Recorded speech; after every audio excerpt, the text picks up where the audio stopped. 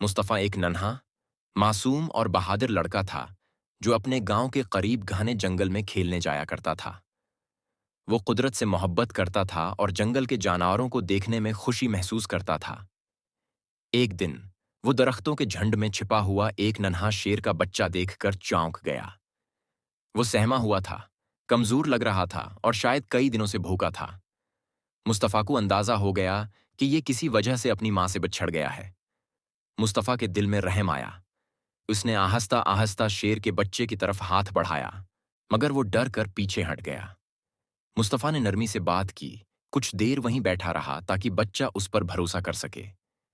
फिर उसने अपने खाने में से कुछ निकाला और शेर के बच्चे की तरफ बढ़ाया। कुछ देर झिझकने के बाद वो आहिस्ता आहिस्ता खाने लगा।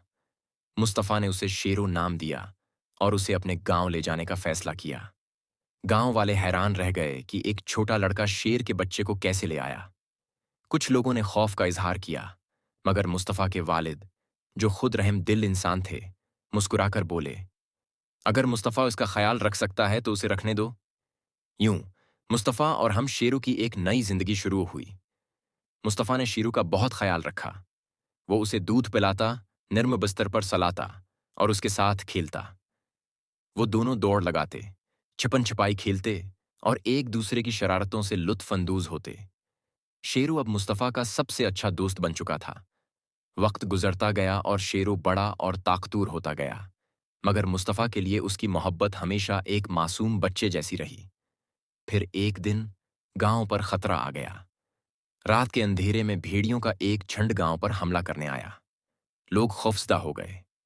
भेड़िए गांव के मवेशियों पर झपटने वाले थे कि अचानक एक जोरदार धाड़ गूंजी। शेरू आगे बढ़ा। उसकी आंखों में चमक और गुस्सा था। भेड़िए एक लम्हे के लिए रुके, मगर जैसे ही शेरू ने हमला किया, वो खौफजदा होकर जंगल की तरफ भाग निकले। गांव वालों ने खुशी और हैरत के मिले जले जज्बात के साथ शेरू को देखा। आज उसने पूरे गांव को बचा लिया था, मगर मुस्तफ़ा जानता था कि अब वक्त आ गया है। शेरू अब जंगल में रहने के काबिल हो चुका था। वो एक ताकतूर और बहादुर शेर बन चुका था और उसे जंगल में अपनी फितरी जिंदगी गुजारनी चाहिए। मुस्तफ़ा की आंखों में आंसू थे जब वो शेरू को जंगल के किनारे ले गया। वो उसके गले लगा, आखिरी बार उसकी नरम खाल को छुआ और बोझल दिल के साथ पीछे हट गया। शेरू ने एक आखिरी बार पलट कर देखा। उसकी आंखों में भी जुदाई का दुख था। फिर वो धीरे धीरे जंगल में गायब हो गया। मुस्तफ़ा खामोश खड़ा रहा।